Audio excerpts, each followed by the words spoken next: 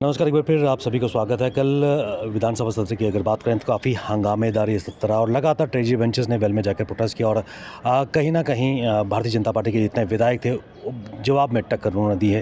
लेकिन कल धार्मिक नारे भी वहाँ पर लगे हैं और आज किस प्रकार सेशन की कार्रवाई होगी, इस पर बात करने के लिए मेरे साथ जुड़ चुके हैं भारतीय जनता पार्टी के वरिष्ठ नेता, lawmaker and sitting MLA Yudhvir Sethi. Sethi साहब, बहुत बहुत स्वागत है आपका।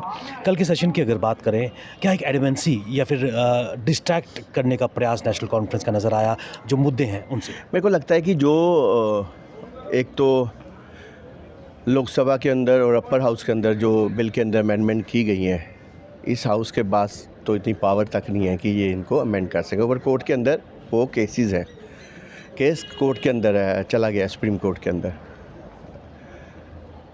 पर यहाँ के MLA को लगता है कि हम किस प्रकार से, NC के लोगों को लगता है कि हम किस प्रकार से कश्मीर के अंदर अपना वोट बैंक साध सके। 2013 के अंदर जिस प्रकार से इसके अंदर अमेंडमेंट करके लोगों को जिस प्रकार से हिंदुस्तान के अंदर बांटने का काम किया कांग्रेस ने, आज उसको सुधारने का काम किया तो नरेंद्र भाई मोदी जी की सरकार ने किया। दान की हुई प्रॉपर्टी को, ये दान की प्रॉपर्टी है, जो लोग दान करते हैं उस प्रॉपर्टी को, ये दान की हुई प्रॉपर्टी को ये अपनी निजी संपत्ति बनाकर ये अपने लिए इसका प्रयोग करें, कितनी गलत बात है। गरीब मुसलमान जो मेरे साथी हैं वो आज इतने खुश हैं कि हमें भी इंसाफ मिलेगा।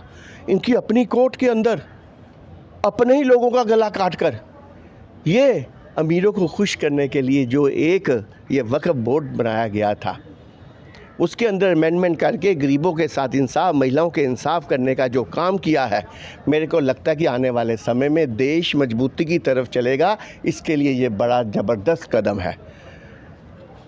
कल सुनको मेरे को हैरानगी हुई, 21 लाख कनाल ज़मीन और 10 वर्षों के अंदर वो 44 लाख कनाल ज़मीन अकाफ वालों के पास आ गई।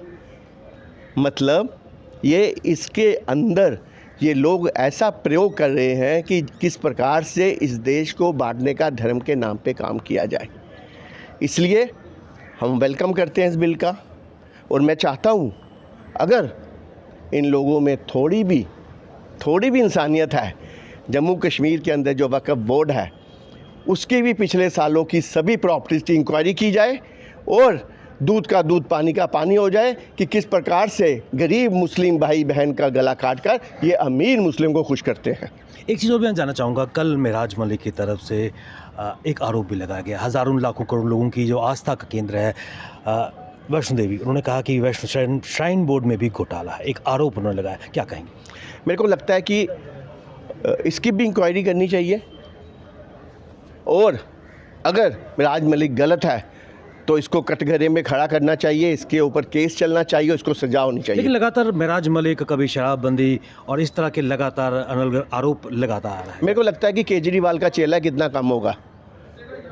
जो केजरीवाल का हाल दिल्ली के अंदर हुआ और जो शराब को आगे ले जाने का काम करता था, एक बोतल के साथ एक बोतल मुफ्त देता था, कहीं ना कहीं लगता है कि मेराज मलिक को कि शायद शराब कहकर मेरे को भी शराब से कोई फ़ायदा हो जाए, इसलिए बार बार ऐसी बातें उछालने का काम करता है। बहुत बहुत शुक्रिया हमसे बात करने के लिए। ये थे भारतीय जनता पार्टी के वरिष्ठ नेता और सिटिंग MLA युद्धवीर सेठी, जिन्होंने आरोप लगाया कि पिछले 10 सालों में क्या कारण था कि वक्फ की जो ज़मीन थी डबल हो चुकी है और जम्मू कश्मीर में जो वक्फ की संपत्ति है कहीं ना कहीं उसको ऑडिट होना चाहिए कि उसका प्रयोग कहाँ पर किया गया।